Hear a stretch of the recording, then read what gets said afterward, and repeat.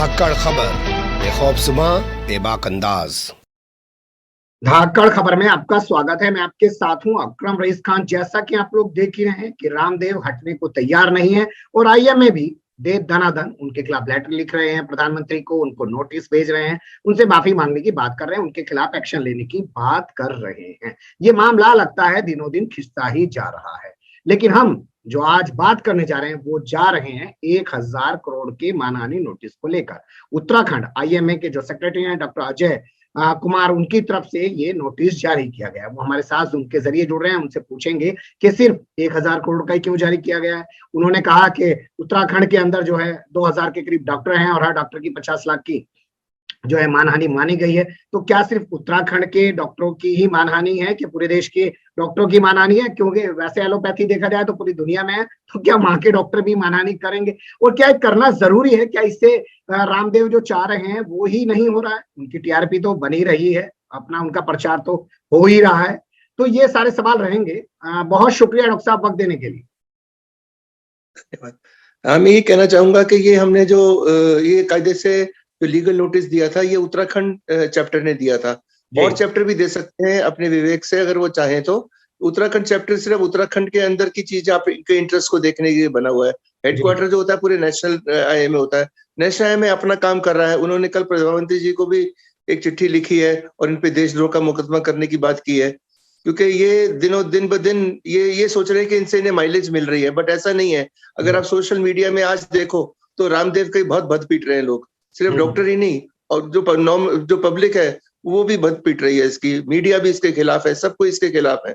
सिर्फ कुछ चैनल ऐसे हैं जहां ये अपने एडवर्टाइजमेंट देते हैं, बस वही चैनल इनके साइड है और कोई इनके साइड नहीं है। ठीक है, आपने 1000 करोड़ की मानहानि का नोटिस भेजा है, उसमें कंडीशंस लगाई हैं कि या तो 15 दिन के भीतर माफी मांग लीजिए, अपने बयान को वापस ले लीजिए और सोशल मीडिया पे जो भी आपका तमाम मैटर पड़ा हुआ उसको हटा लीजिए और क्रोनिल का जहां प्रचार कर रहे हैं वो विज्ञापन भी आप हटा लीजिए। क्या आपको लगता है वो ऐसा करेंगे? नहीं, बिल्कुल ऐसा नहीं करेंगे। वो बाबा रामदेव तो लाला रामदेव है, बिजनेसमैन है। वो तो अपनी कोरोनिल बेचने के लिए कर रहे हैं सब, क्योंकि उन्हें बहुत झटका लगा है सरकार से भी। पहले उन्हें WHO ने मना किया कि उनकी दवाई रिकग्नाइज नहीं है, फिर DGCI ने मना किया, आयुष विभाग ने भी कहा कि ये एज ए ड्रग यूज नहीं हो सकती। ये आपको बताएं, इट इज फिर उन्होंने फूड कैटेगरी में से इम्यूनो बूस्टर की तरह रजिस्टर कराया है इस ड्रग को। ये दवाई नहीं है, ये उन्होंने इम्यूनिटी बूस्टर करके लिए करा के उस तरह से बेच रहे हैं। इसीलिए उन्होंने हर टीवी चैनल पे ऐड भी बहुत जबरदस्त दे रहे हैं इसके, और ये बिक नहीं रही है। दूसरा मैं आपको ये बताऊं, पहले उनकी फॉलोइंग बहुत ज्यादा होती थी, अब रामदेव की फॉलोइंग बहुत कम हो गई है, बहुत कम। इससे भी वो विचलित है। शायद कोविड की वजह से कम होगी या उनके जो कार्यकल्प है उनकी वजह से कम होगी, ये देखने वाली बात है। ठीक है, आप सही कह रहे हैं कि उनकी जो टीआरपी गिर गई है शायद उसको बढ़ाने के लिए आजकल उन्होंने नया हथकंडा अपना लिया और इसके चलते वो ऐसा कुछ कर रहे हैं। लेकिन आपके जवाब से एक सवाल पैदा होता है, आपको लगता है वो जवाब तो देंगे नहीं, माफी तो मांगेंगे नहीं, अपना बयान तो वापस लेंगे नहीं, तो क्या आईएमए जो है एक कदम आगे जाके उनपे मानहानि का मुकदमा करेगी? हाँ जी, मानहानि का हम फौजदारी मुकदमा करेंगे उनपे। पहले FIR हरिद्वार में होगी। हरिद्वार ब्रांच को लिख दिया गया है कि वो तैयारी कर लें अपनी। 15 दिन में हरिद्वार की लोकल ब्रांच जो है, 15 दिन तक अगर वो रिस्पॉन्ड नहीं करते तो उनपे पहले FIR करेंगे। FIR भी हमें पता है कि शायद ना हो FIR, क्योंकि सरकारी तंत्र उनके साथ मिला हुआ है, तो इसलिए ऐसा हो सकता है हमें कोर्ट से FIR करानी पड़े। एक चीज आपने और लिखी है कि अपनी क्रोनिल को लेके आप जो दुष्प्रचार कर रहे हैं, लोगों को दिग्भ्रमित करने की कोशिश कर रहे हैं, भ्रामक आपका प्रचार चल रहा है, उसको लेके भी आप FIR करेंगे? हाँ, उसमें है, उसके धारा भी लगाई है, क्योंकि वो क्या इलेक्ट्रॉनिक चैनल्स पे कहते हैं कि जो कोरोनिल है ये कोविड वैक्सीनेशन के साइड इफेक्ट को भी ट्रीट करती है जी। तो इसका मतलब ये है कि पब्लिक को ये पता चल रहा है, भ्रमित हो रही पब्लिक कि कोविड वैक्सीनेशन का साइड इफेक्ट है। माननीय प्रधानमंत्री जी तो सबको ये कह रहे हैं साइड इफेक्ट नहीं, सब लगाएं। हाँ जी, और ये इसकी नेगेटिव प्रचार कर रहे हैं। तो ये तो पेंडेमिक एक्ट लगना चाहिए इन पे। ये कहते हैं कोविड वैक्सीन के साइड इफेक्ट के लिए कोरोनिल खाओ। इन्हें पता है 140 करोड़ पब्लिक लगाएगी वैक्सीन, तो 140 करोड़ पब्लिक में से कुछ पब्लिक तो वो कोरोनिल की खाई लेगी, ये इनके सुन के कि कोविड वैक्सीनेशन का साइड इफेक्ट है ये जी। आप प्रधानमंत्री की बात कर रहे हैं, मैं आपके सामने कुछ एग्जांपल रखना चाहता हूं। जब इन्होंने अपनी दवाई की लॉन्चिंग की तो उस वक्त इनके साथ डॉक्टर हर्षवर्धन, देश के केंद्रीय स्वास्थ्य मंत्री मौजूद थे, नितिन गडकरी मौजूद थे। उसके बाद खबर आई कि देश के जो शिक्षा मंत्री हैं रमेश पोखरियाल निशंक, उन्होंने कहा हरिद्वार के अंदर 250 लोगों को कोरोना किट दी जाए। उसके बाद खबर आई कि जो साध्वी निरंजना ज्योति है वो अपने इलाके के अंदर कह रही है कि वो क्रोनिक किट बंटवाएंगी। इसके बाद खबर आई कि हरियाणा सरकार के जो स्वास्थ्य मंत्री हैं अनिल विज, वो तो 1 लाख किट बंटवा रहे हैं। तो सरकार उनके साथ खड़ी है, क्या आपको लगता है कुछ हो पाएगा उनका? नहीं, इसी तो मैं कह रहा हूँ, सरकार साथ खड़ी लग रही है इसी वजह से। अब खट्टर साहब का ये अपनी मजबूरी होगी कोई, जिसकी वजह से कोरोनल उन्होंने एज अ कोरोनल किट जो है सरकार की हरियाणा में, वो ये उन्होंने ये करके, इनफैक्ट इसका परिहास ही हो रहा है हमारे सर्कल में तो, कि ऐसा होना ही नहीं चाहिए, कि कोरोनल की कोई वैल्यू नहीं है, कोई स्टडी नहीं है, कुछ नहीं है। आयुष विभाग खुद कह रहा है कि ये ड्रग नहीं है, डीजीसीए कह रहा है ये ड्रग नहीं है। और उन्होंने हर्षवर्धन जी से क्यों उसे लॉन्च कराया, वो अगले दिन उनका एक ऐड आया था इलेक्ट्रॉनिक चैनल पे कि WHO से रिकग्नाइज्ड है।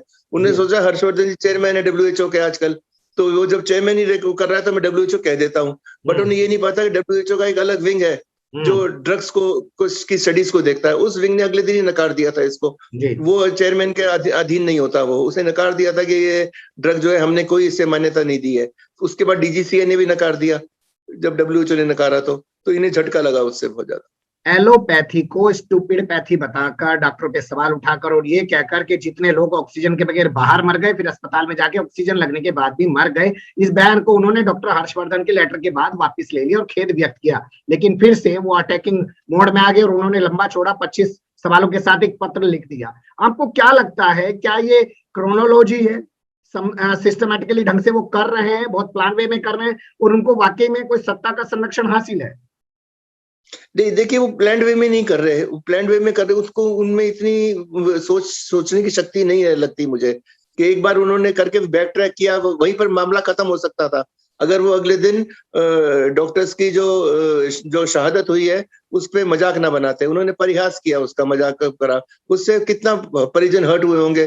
सोचे 452 डॉक्टर्स हमारे शहादत में चले गए इस कोविड वेव में, पिछली में 153 डॉक्टर शहादत हो गई थी। उन सोचो इतनी फैमिलीज हैं जिन्होंने देखा होगा उन्हें हंसते हुए इस बात के लिए।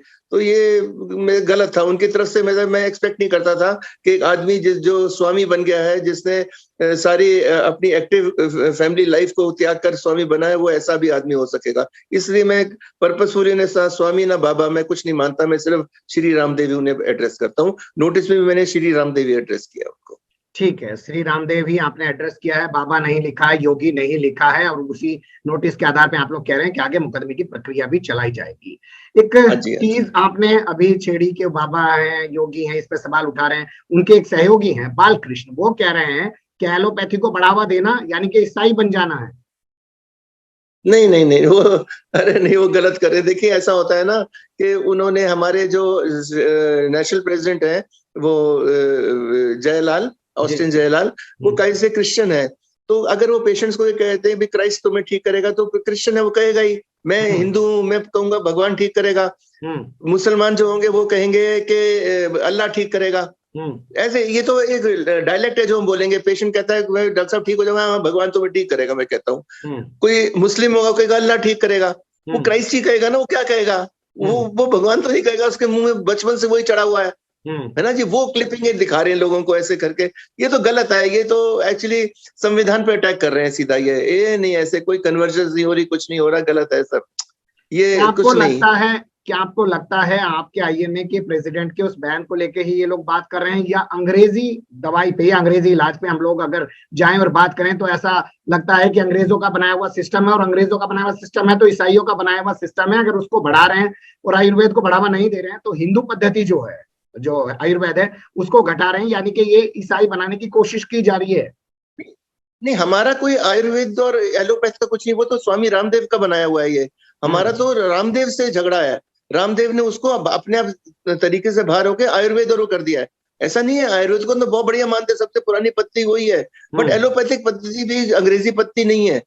एलोपैथ में जितना काम हमारे रिसर्चर्स कर रहे हैं, सोचो पहली वैक्सीन जो है पूरे वर्ल्ड की वो हमारे साइंटिस्ट ने बनाई है। अब वो एलोपैथ वैक्सीन ही तो है, वो है ना जी, एलोपैथ तकनीक से बनी हुई वैक्सीन है। फिर मैं तो ये कहना चाहता हूँ आपको, बहुत ध्यान से अगर इनका 25 क्वेश्चन पढ़े तो उसमें जितनी टर्म्स इन्होंने यूज करी हैं वो टर्म्स तो सारी एलोपैथ की हैं। कोई आयुर्वेद हाइपरटेंशन को हाइपरटेंशन थोड़ा कहता है, आयुर्वेद थायराइड को थायराइड थोड़ा कहता है जी। वो तो किसी और कंसेप्ट से उसका बताते हैं। उनके पास ये परमानेंट इलाज नहीं है। Once you treat hypertension with them, तो you have to treat it throughout life, जैसे हम लोग करते हैं। है एक ना जी। सवाल मैं आपसे और पूछना जहाँ तक चाहता हूँ डॉक्टर योग का साहब। सवाल है, एक मिनट में और कह रहा था, जहां तक योग का सवाल है तो मेडिटेशन में हमारा भी बुक्स में मेडिटेशन है। ठीक है, हम इसे मेडिटेशन कहते हैं, ये उसे योग कहते हैं, है ना ठीक जी। है, योग का बहुत ऊंचा स्तर है हमारे दिमाग में भी और हमारे दिल में भी, ऐसा नहीं है कुछ भी। ठीक है। जैसे वो योग करते हैं वैसे आपके पास मेडिटेशन है और आप लोग भी ये सब कराते हैं। हाँ बस शब्दों का अलग बिल्कुल। अलग फर्क है। लेकिन मैं एक आखिरी सवाल आपसे लेना चाहता हूँ कि आपको नहीं लग रहा हाँ कि जी। आप जिस तरीके से लेटर लिख दे रहे हैं कि इन पे देशद्रोह का मुकदमा लगा दीजिए, आप नोटिस भेज दे रहे हैं 1,000 करोड़ की मानहानि की जाएगी, केस किया जाएगा, कहीं ना कहीं आप रामदेव का प्रचार नहीं कर रहे हैं? नहीं नहीं, बिल्कुल प्रचार नहीं करे रामदेव का, तो ये दुष्प्रचार हो रहा है इससे। जब तक पब्लिक को पता नहीं चलेगा, नॉर्मल पब्लिक को पता नहीं है। सोचो ये 1,000 लोगों में बैठ के मैंने इनके क्लिपिंग्स देखी है, कहते हैं कि मैंने कैंसर स्टेज 1, स्टेज 2, स्टेज 3 का इलाज कर दिया। अरे तूने स्टेज 3 का इलाज कर दिया, नोबेल प्राइज के लिए अप्लाई करना सीधा। Hmm, you should send your resume for Nobel prize, hmm, क्योंकि कैंसर 3 का इलाज तो किसी ने भी नहीं किया। शायद बायोकेमिस्ट्री का नोबेल प्राइज इनको मिल जाए, हम्म। है ना जी। तो इन्हें नोबेल प्राइज के लिए जाना चाहिए उसके लिए, मैं तो कहता हूँ। ये ठीक है, इनको आप अभी कह तक रहे कोई हैं कि नेशनल अवार्ड तक नहीं है इनके पास। आप कह रहे हैं कि अगर इतना ही अच्छा इलाज कर रहे हैं तो इनको नोबेल प्राइज के लिए अप्लाई करना चाहिए और नोबेल प्राइज ले लेना चाहिए। लेकिन आप देशद्रोह की भी बात कर रहे हैं साहब, तो देशद्रोह कौन सा कर दिया? नहीं तो इन्होंने नोबेल प्राइज के लिए भी अप्लाई नहीं किया ना।